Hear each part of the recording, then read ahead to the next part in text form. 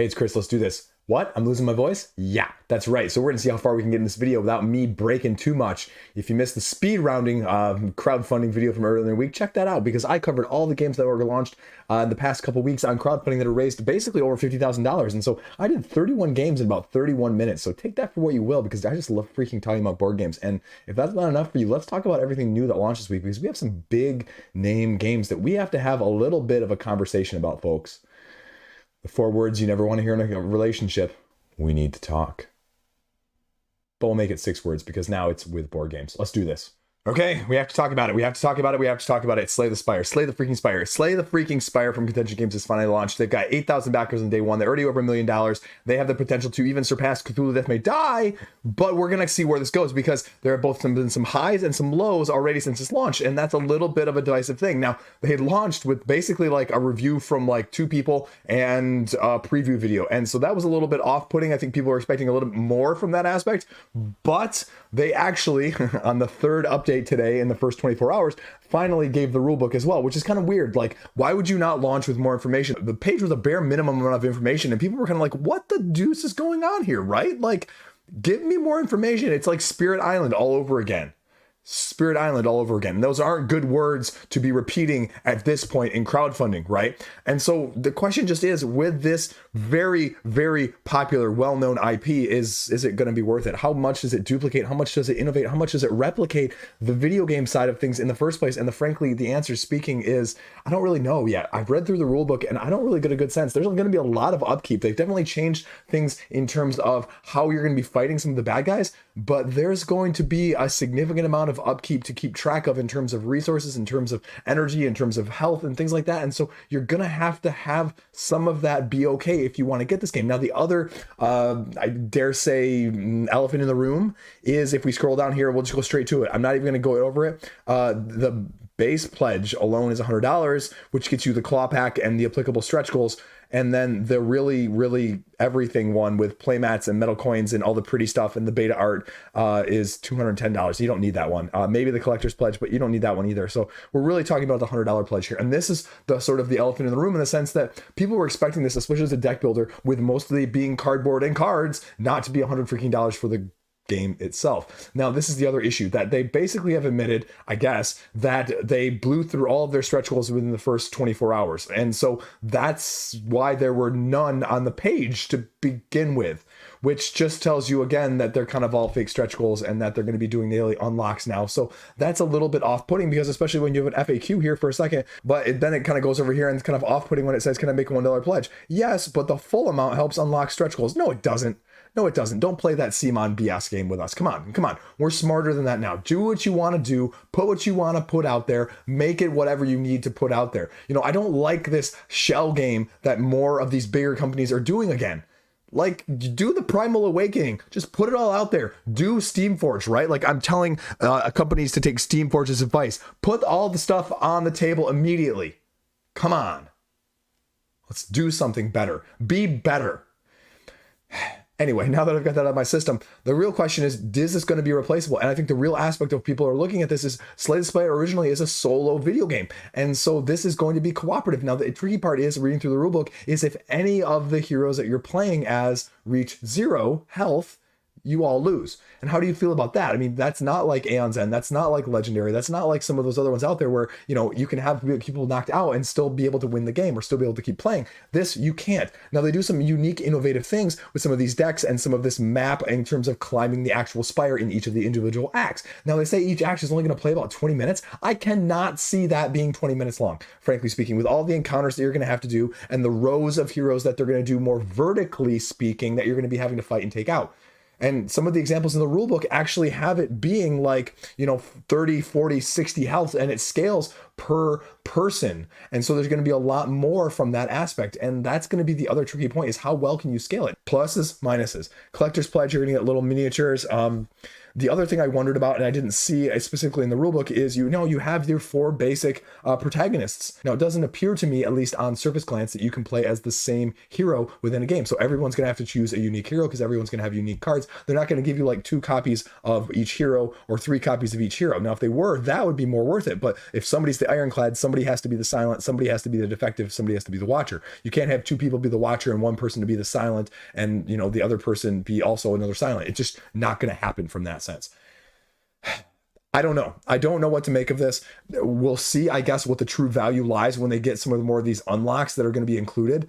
But I had some other conversation going on in the background that said also, you know, I have to wonder how much of this IP is going to be held up later in terms of like with the Street Fighter miniatures, where they had to get a lot of approved by Sony and Capcom. And I also wonder from that aspect, how much of the pay cut, how much of the price point, how much of the total funds needed to be raised is going to have to be paid also to Slay the Spire originally. You know, how much of that is reflective of the price point that we're seeing. And I have to imagine that a good portion of it is, unfortunately, probably more so than you choose to admit, or I would like to admit from that aspect of things. You got a little bit of video here, and then actually they've seemed like they've added a video or two since I know this went live. Yeah, I've definitely added the rulebook page there. So take that for what you will. Here are the unlocks that I mentioned. Colorless pack, if you're familiar with that. If you're not familiar, basically you have a deck builder. Basically, if you're not familiar with this game and you've made it this far into the video, Slay the Spire is a cooperative deck builder in this setting. It's only a solo game on the video game setting that is uber popular in this deck running rogue-like game where you're traveling up the tower, you're opening up these encounters. I can't really find a good picture of the tower here except for this one.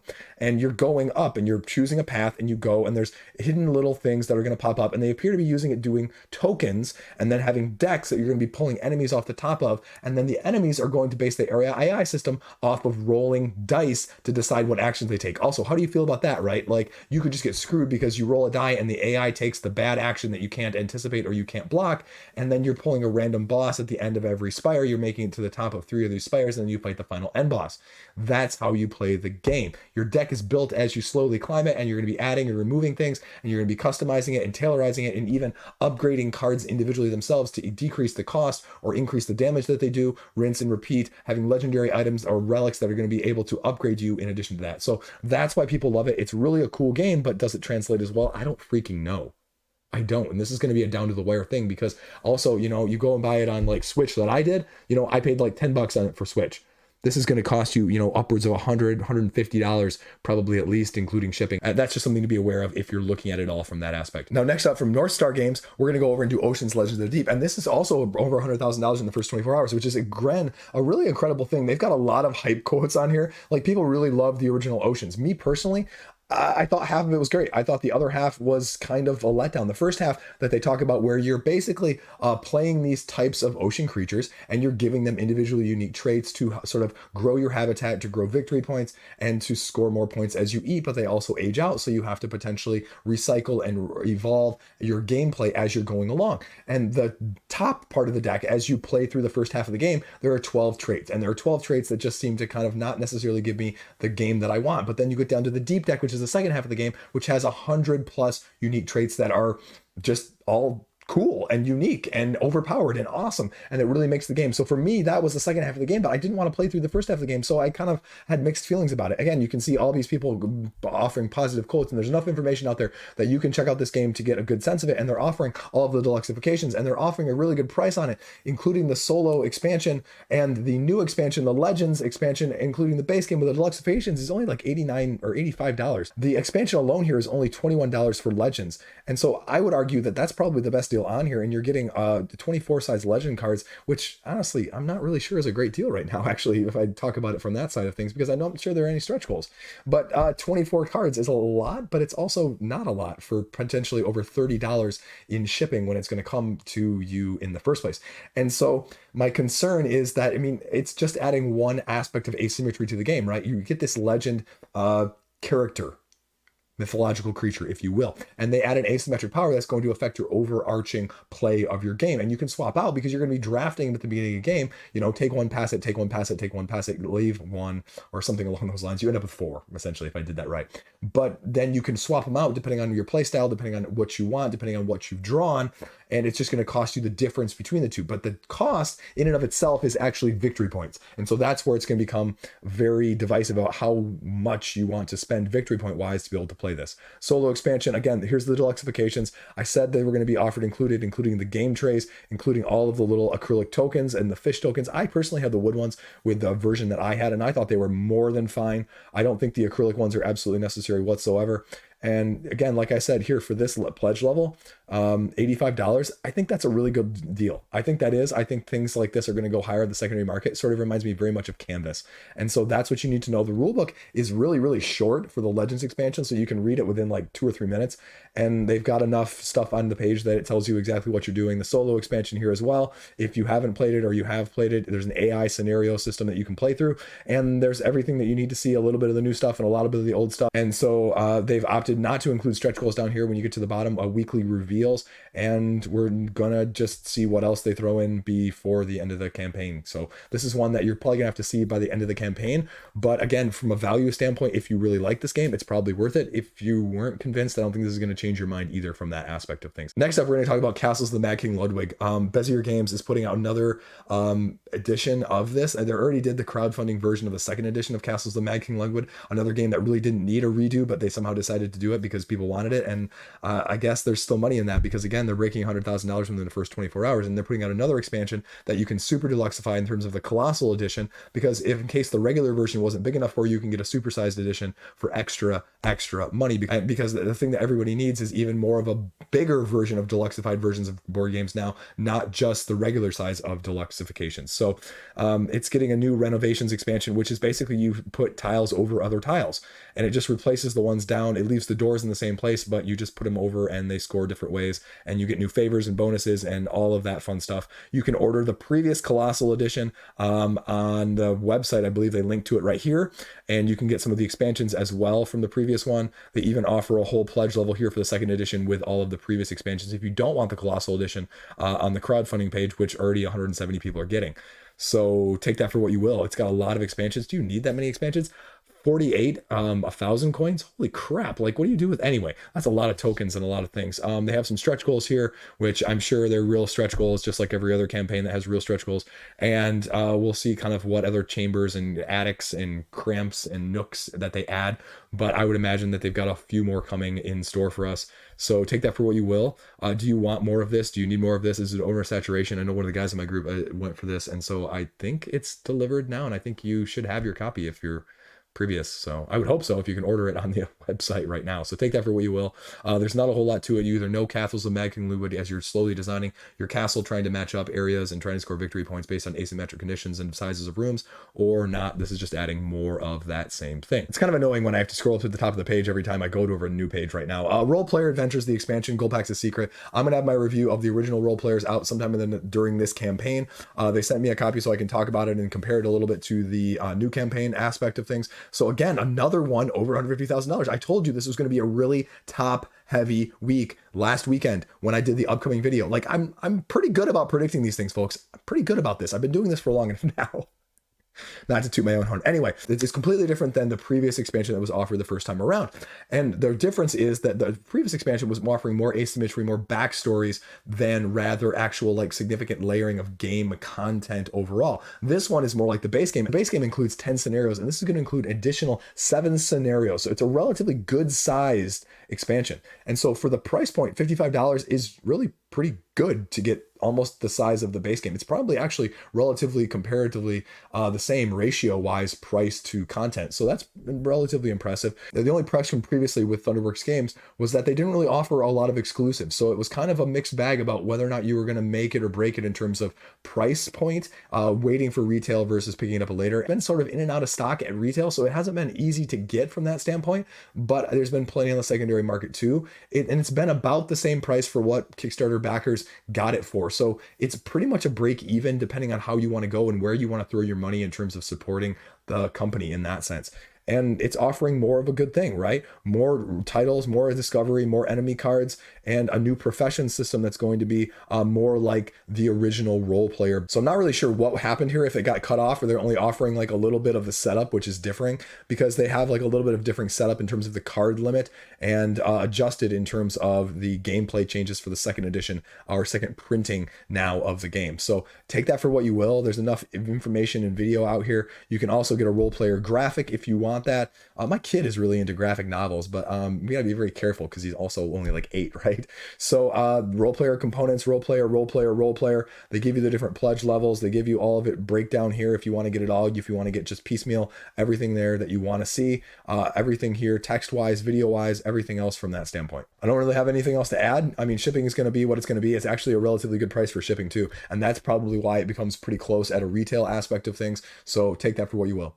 Next up, we have Chicken, who's trying to avoid the fox from Keymaster Games. And this is sort of just a 20-minute press your luck dice rolling game trying to get the most points that you can without busting, essentially, for 2 to 8 players. You get these 4 white dice of various sides, including foxes, chickens, and eggs and blanks, and basically you roll them and you try and get as many chickens as you can. But if you get the egg, then you get a different color die and you get the yellow die, but then you can potentially get the orange die as well. And so you keep adding these dice until you bust or you pass the dice to the next person. The next person, though, gets to keep whatever dice you pass to them.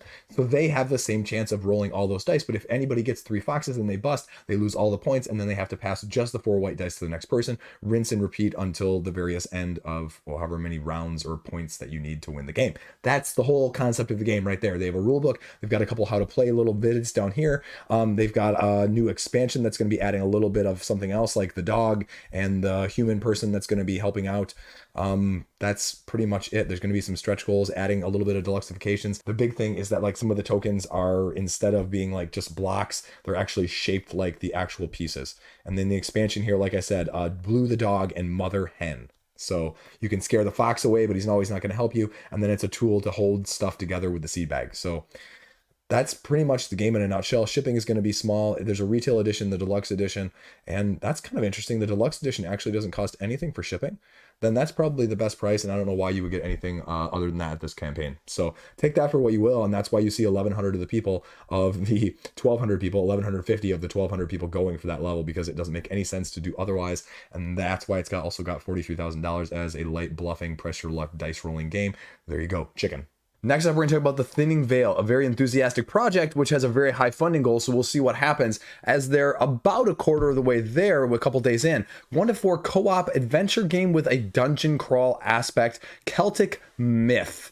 And it's sort of this horror-esque modular system where you're upgrading via defeating enemies, capturing souls, and using them to upgrade your powers, where you also have the ability to have some sort of a permadeath where your character is out and you have to restart as a new character to integrate them in as you go. It's got a little bit of an interesting theme with the Celtic phase of things, and the combat and the mechanics seem slightly nuanced as well, with heavy dice rolling as part of the element.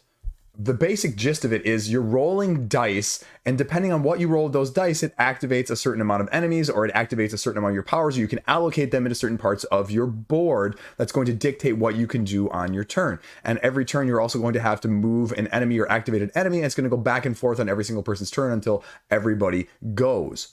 Combat, again, is going to be very dice driven based on your statistics, and there's going to be things like light, dark, upgrading armor, upgrading your character through the use of souls that you get by defeating enemies, like I mentioned, and it's heavy miniature based dungeon crawl. Now they have an early bird, which again was like the first 24 hours, which is past at this point, even at the time of me filming it, which didn't get them anywhere close to funding. So we'll see kind of what happens after that with this free gift that comes in the core box as well for this huge miniature that can ride on this murder crow. Again, heavy based miniature dungeon crawl.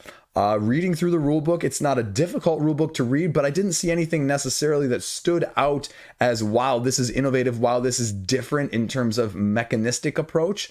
And it's a triple digit price point this week, and we've seen a ton of those recently.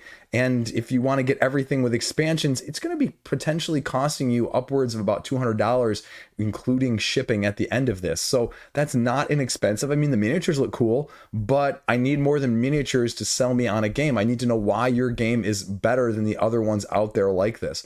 And so far with what's on there, I didn't necessarily see anything from that sense. I mean, permadeath, it's okay if you really want to play a harder game potentially, or a game that punishes you for mistakes.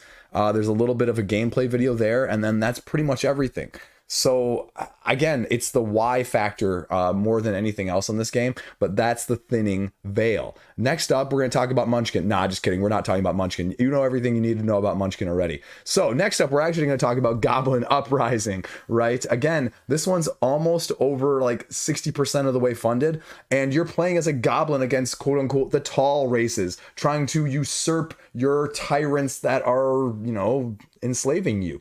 And you're going up against one of 4 bosses. They have, again, a very miniature based system here in terms of the plastic content and the cash to go along with it. And it's got $45,000, which again is very impressive with only 271 people. So that's, you know, you can see what the price point's going to be already, right? Early bird, Goblin Hero Pledge, $200. It's a lot of money. And did you notice the date on that one? You can't because my face is in the way, but if my face wasn't in the way, you'd be seeing that this says June 2024. Wow. That's a long ways off.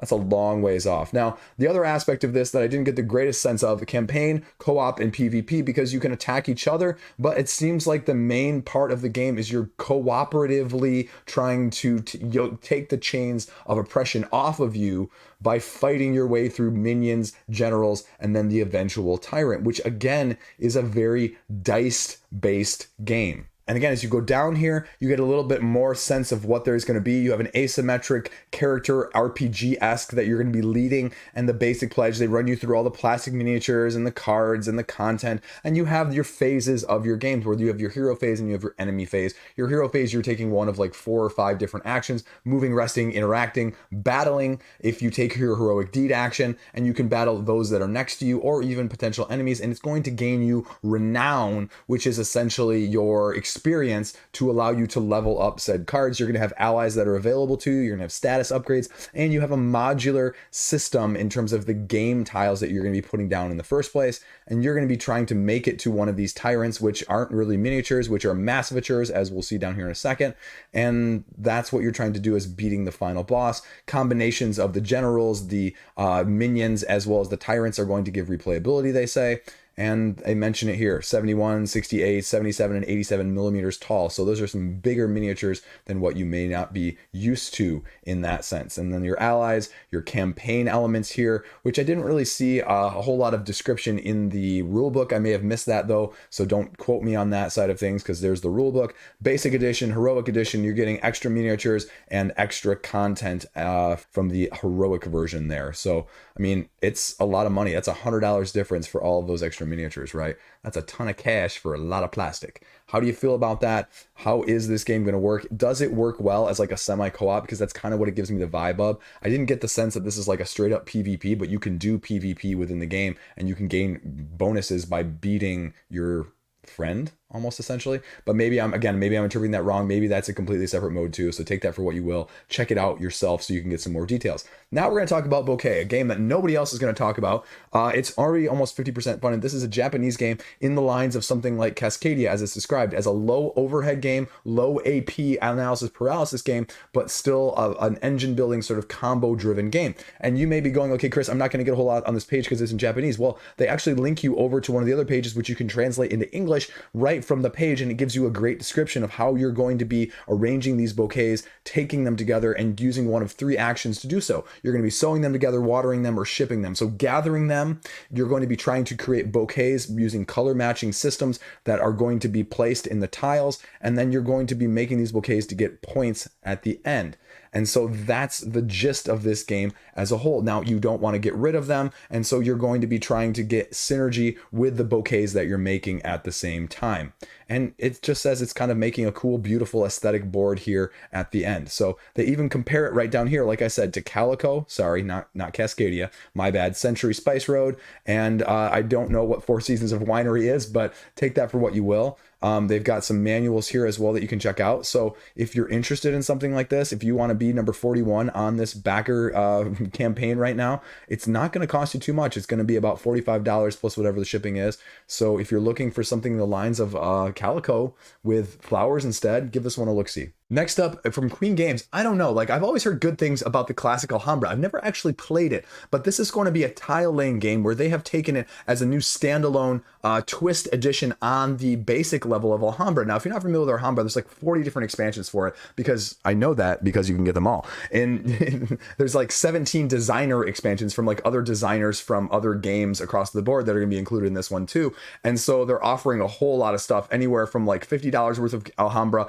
to like $200 worth of Alhambra. So how much do you love Alhambra? I can say Alhambra as many times as I want. Now, you get 89 wooden buildings with this one, and it's a 20-year release that you're getting 3 new expansions to go along with the Red Palace. And the gimmick that they're going with in this one is you're going to be mixing and matching not only the tiles, but also the buildings that go on the tiles. And usually what you're doing is you're creating this longest wall, and you're having these interactions of, you know, what's next to what and what's next to what here, and giving bonus points along those ways. And then you play until you can't refill the buildings. And so that's the basic gist of the game for 2 to 6 players. But with this one, for $49, they're offering a different combination of things where you can put different buildings on different tiles. And so you're going to have different interactions on a daily basis in terms of each and every gameplay is going to be slightly different. And the question just is, did Alhambra need a redo? Did it need a new edition? Did it need something different? Or is this a classic that has really stood the test of time, like a lot of other things like El Grande or Carcassonne, that maybe it didn't need to be redone? And so sort of like Castles of Burgundy versus Castles of Tuscany, right? Like people were like, you know, you really didn't need to redo it, and we really don't prefer the new one as opposed to the old one.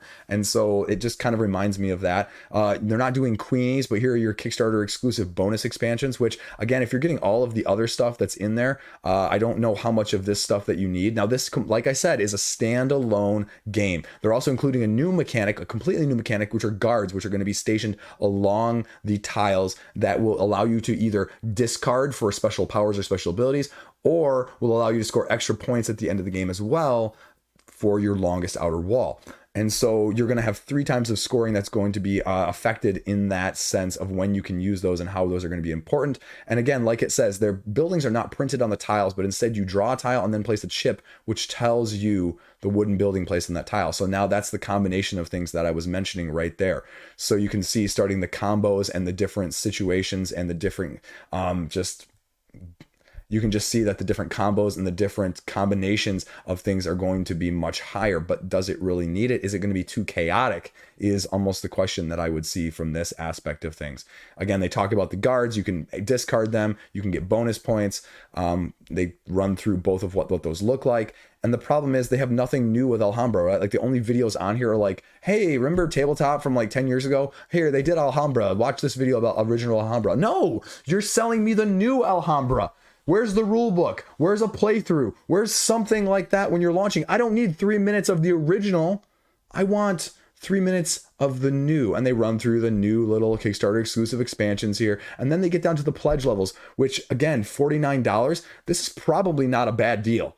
I would say, you know, that's the biggest question, is a lot of these Queen games have not been necessarily better iterations. They've all been solid low 7s on the Board Game Geek scale, if you will. And people's mileage may vary from that sense. And then you can get everything on here. The 20-year bundle for, what is this, $100?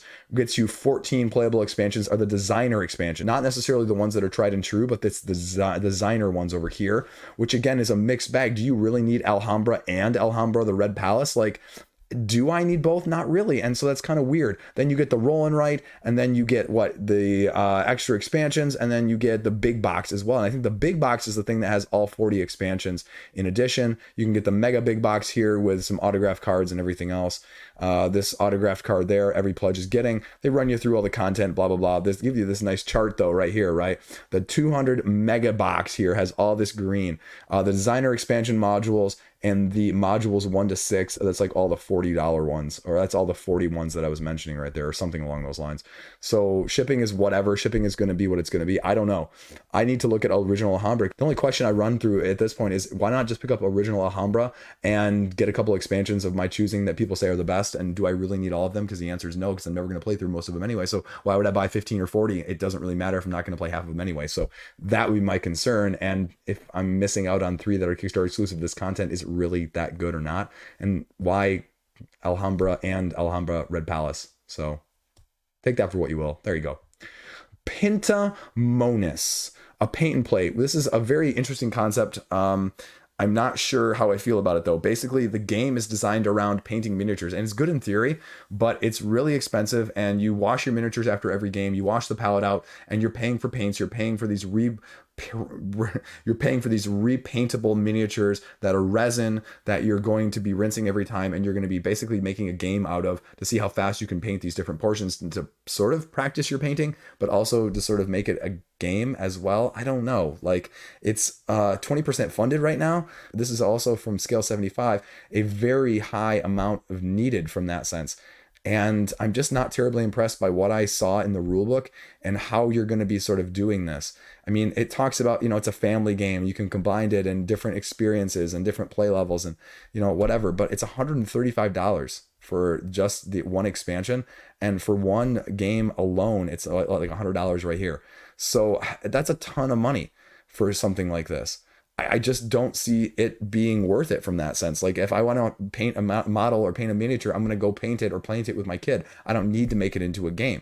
I can see the thought behind it and why it would necessarily appeal, but the practicality of it just misses for me from that side of things. And you're paying for a lot of stuff. Like, what if you already have paints? You don't need all of this stuff.